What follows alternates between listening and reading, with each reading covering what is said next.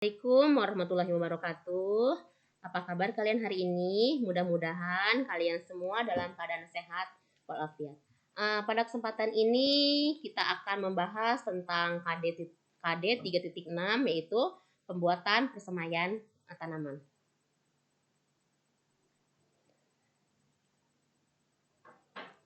Nah, dalam pembuatan persemaian tanaman itu ada beberapa hal yang harus kita perhatikan. Yang pertama itu tentang pemilihan tempat persemaian. Karena menyemai benih merupakan kegiatan untuk menumbuhkan bahan tanaman generatif dan vegetatif yang terdiri dari akar, batang, dan daun untuk menjadi bibit tanaman muda pada tempat tertentu. Nah, keberhasilan dalam menyemai benih perlu diperhatikan.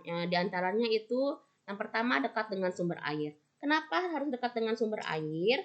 Karena air itu sangat penting peranannya bagi pertumbuhan tanaman. Air yang dapat digunakan adalah air ledeng, air sumur, air hujan, air sungai. Kemudian selanjutnya itu dekat dengan kebun yang akan kita tanam. Karena lokasi persemaian itu harus dekat dengan kebun. Karena apa?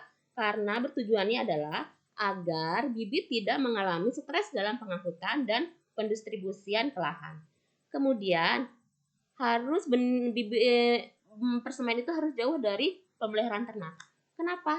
Karena kalau dekat dengan pemeliharaan ternak, dikhawatirkan benih kita atau bibit kita itu akan dirusak oleh ternak tersebut. Kemudian yang harus kita perhatikan lagi yaitu naungan persemaian. Upayakan dalam membuat naungan bisa ditutup dan dibuka. Sehingga pada pagi dan sore hari naungan bisa kita buka agar mendapat penyinaran maksimal. Dan pada siang hari bisa ditutup untuk melindungi bibit dari sengatan matahari. Kemudian penyiapan bahan tanam. Bahan itu bisa berupa biji dan stek. Persyaratan masing-masing bahan untuk dapat tumbuh dan berkembang menjadi tanaman. Benih bermutu dapat diperoleh apabila kita menggunakan benih yang bersertifikat. Sedangkan varietas unggul mempunyai sifat produksi tinggi, umur pendek, respon terhadap pemupukan, tahan terhadap hama dan penyakit, beradaptasi pada berbagai lingkungan. Benih bermutu dapat diperoleh apabila kita menggunakan benih bersertifikat.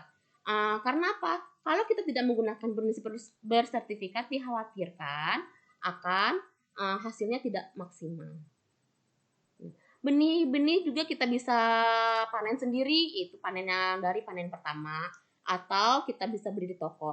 Tetapi lebih baik kita menggunakan benih sendiri karena tidak semua penjual benih dapat dipercaya mengenai mutu seleksi yang dilakukannya.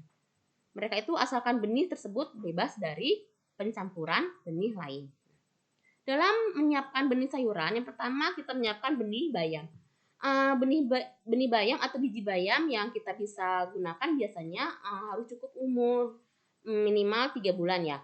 Karena kalau benihnya muda, dia tidak tahan disimpan lama dan daya kecambahannya cepat menurun. Begitu juga dengan benih kangkung. Biasanya yang dianjurkan itu benih varietas sutra dan varietas lokal. Atau bisa juga kita cari unggulan di daerah masing-masing, seperti di daerah Subang misalnya ada yang lokalnya merek Subang.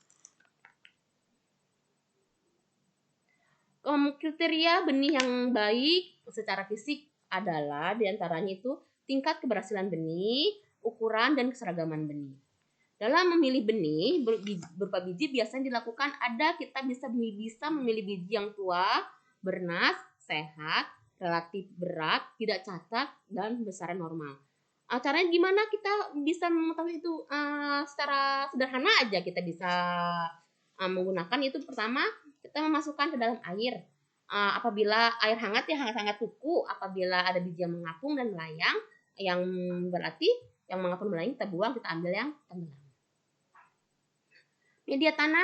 Media tanam itu juga sangat berpengaruh untuk keberhasilan pembibitan. Media tanam sayuran haruslah yang subur, mudah teramati.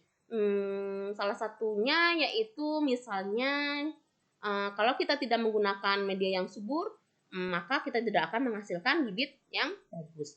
Kemudian macam-macam media yang dapat digunakan untuk tanaman sayuran, bisa kita menggunakan media tanah, arang sekam, media pupuk kandang, media pasir, atau juga kita bisa menggunakan campuran dari tempat tersebut. Nah, ini contoh-contoh dari media tanah. Pasti kalian tahulah media tanah tanah atas ya, topsoil. Kemudian akar sekam, dari sekam yang kita bakar. Kemudian bisa juga dari pupuk kandang, bisa dari kotoran ayam yang kita sudah saring, media pasir halus, kemudian media sekamnya sendiri. Mungkin itu saja materi hari ini yang bisa saya sampaikan.